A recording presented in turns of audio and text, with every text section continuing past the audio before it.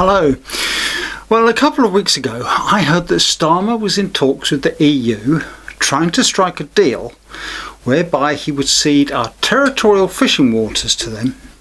Well, from news reported this week, it appears that Starmer the Harmer has indeed betrayed the UK by giving away our rights to our own waters in exchange for an arms deal and giving British troops to the supposed European army. You couldn't flipping make it up, could you? Welcome to Grey Matters Extra.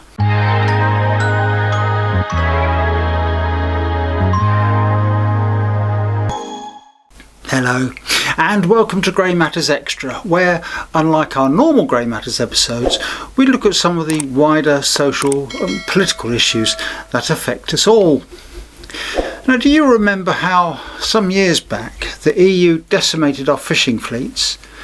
Grimsby, Hull, Kings Lynn, Scarborough, Whitby, Brixham, Fleetwood, and many more. The list of our once great fishing fleets was huge. As an island nation, we relied on harvesting the bounty of the waters that surrounded us. And then the EU forced us to cut our fleets to a fraction of what they were, surrendering our seas to EU trawlers. But putting the fishermen out of business wasn't good enough for the EU. They wanted the fleets to be physically destroyed. Now, the Fleetwood fishing families were ordered by Brussels to wreck their own boats. But under the rules, in order to receive compensation, they were told to destroy their fishing vessels so comprehensively that there was absolutely no chance of them ever being recovered or reused. Dozens were literally burned on the beaches. Some of the most distressing scenes of political vandalism I can ever remember. In my opinion, it was one of the greatest travesties of our time. Now, take a look at this short clip from Anthony Foster's channel of a Daily Express report by Paul Baldwin. I'll leave a link to Anthony's channel in the description below. Take a look at this.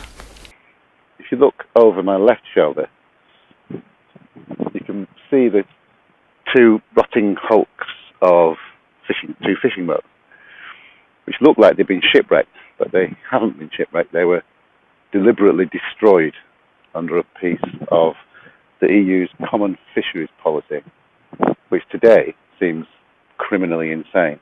The fishermen around here were offered money to what they call decommission their boats, take them out of service. But it wasn't decommissioning. They had to get the money to utterly destroy them beyond any possibility of them being mended and fixed and reused. They had to be left to rot.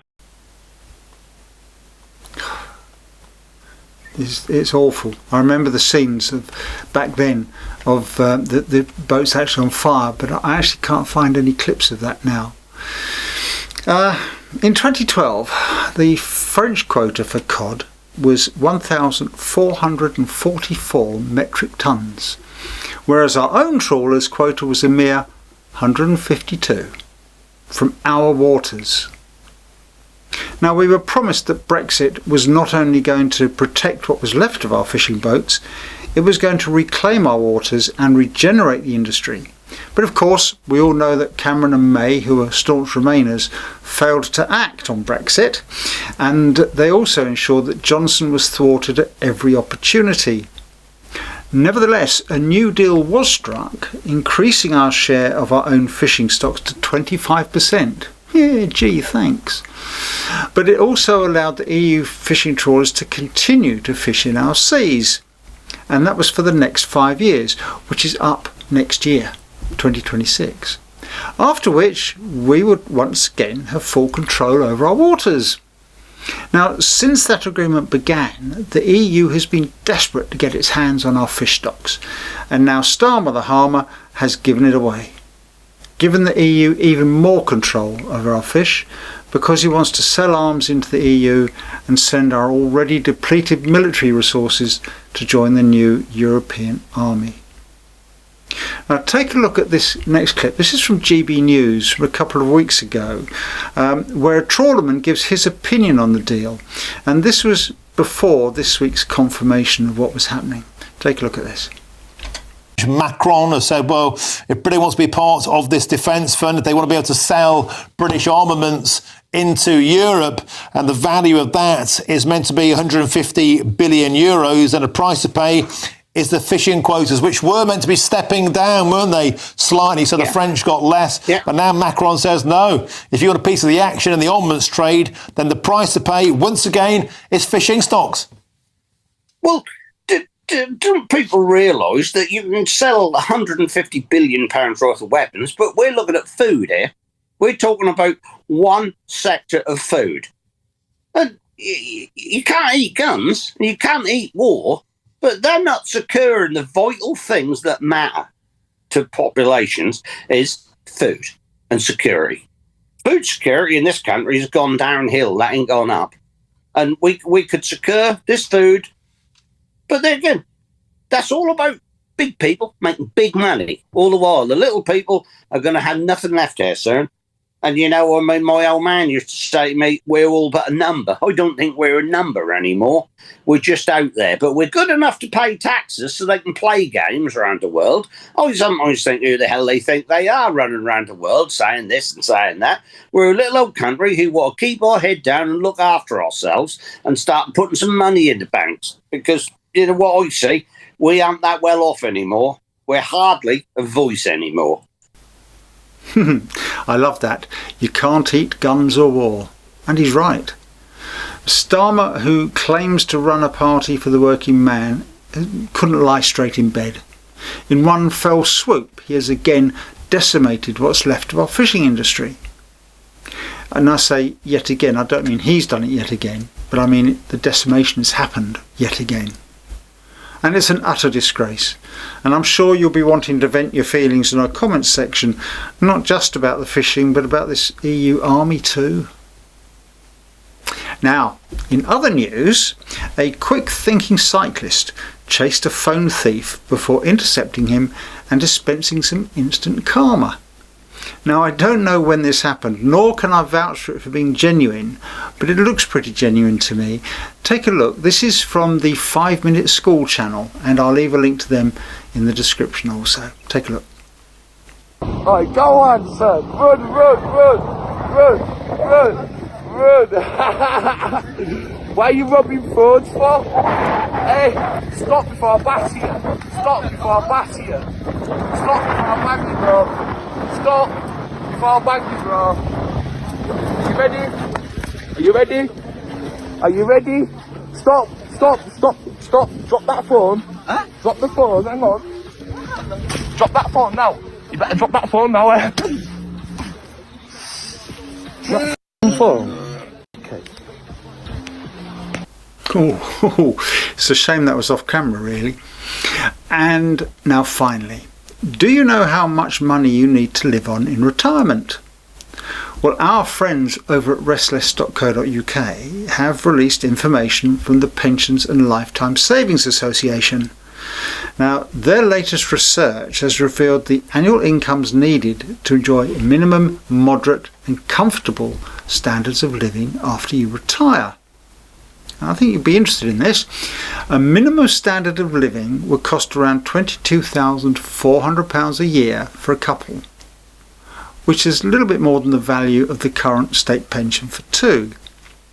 Now, a minimum lifestyle includes a budget of £50 on a weekly food shop and a week-long holiday in the UK. However, it doesn't provide enough to pay for a car, but it does include a budget of £10 a week for taxis and £100 a year to spend on rail fares. In most cases, they say, your private and state pensions and other savings should help cover most of these costs. So what if, like many of you, you can't top it up like that? Too many people are scraping by and going without just to keep afloat on a minimum standard of living. And I do wonder where they get their ideas from. It budgets just £50 a week for food, but I doubt they've even seen the cost of food for a while. Even cheap as chips chicken breast. That's not easy to say. cheap as chips chicken breast is upwards of £7 a pack in the high street supermarkets, and only a couple of months ago that same pack would have cost around £4. They also budget for a week-long holiday in the UK. Wow, really? Well, let's look at some cheap holidays. A Park Dean holiday caravan site in July this year for a week would set you back £510. Whereas you could jet off to Italy for a week with Thomas Cook on a room-only beach holiday that would set you back just £344 for two, including flights. The UK is notoriously expensive for holidays. Here at Grey Matters Towers, I reckon we're in the ballpark of the minimum standard of living. But with careful budgeting and shopping around for deals, we and you can live quite happily without going without too much. It does take some effort. Now, if you want a moderate standard of living, the cost is £43,100 for a couple. Now, this includes the cost of running a car, longer holidays abroad, and increases the amount spent on basics such as food. So does that mean having more money makes you hungrier? Or are you just buying better quality food? Then, if you want a comfortable standard of living, which will provide you with more financial freedom and a few luxuries each year, the Pensions and Lifetime Savings Association only give us the figure for a single person, which is £43,300. No good at all for making a reasonable comparison, because you can't simply double it. So it's interesting research, but I do think it's flawed based on real life. Anyhow, I will stick a link to restless.co.uk in the description if you want to find out more about this report, and indeed the masses of other great content they've got on their site. It's aimed at older people. It's a play on words in that, you know, if you're feeling restless, you want to do stuff, and you will rest less if you do stuff. And there's loads of stuff on there. Not a paid promotion, but just pop over and give it a look.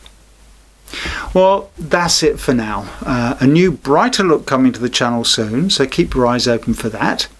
If you've not joined our feisty little community in the comments section, please feel free to have your say. And if you'd care to subscribe and hit the notification bell, we might even top our 40,000 subs target this month, which would be great. In the meantime, thanks for joining us here on Grey Matters Extra. And until the next normal edition of Grey Matters is bye for now. And I do wonder where they get their ideas from. It budgets just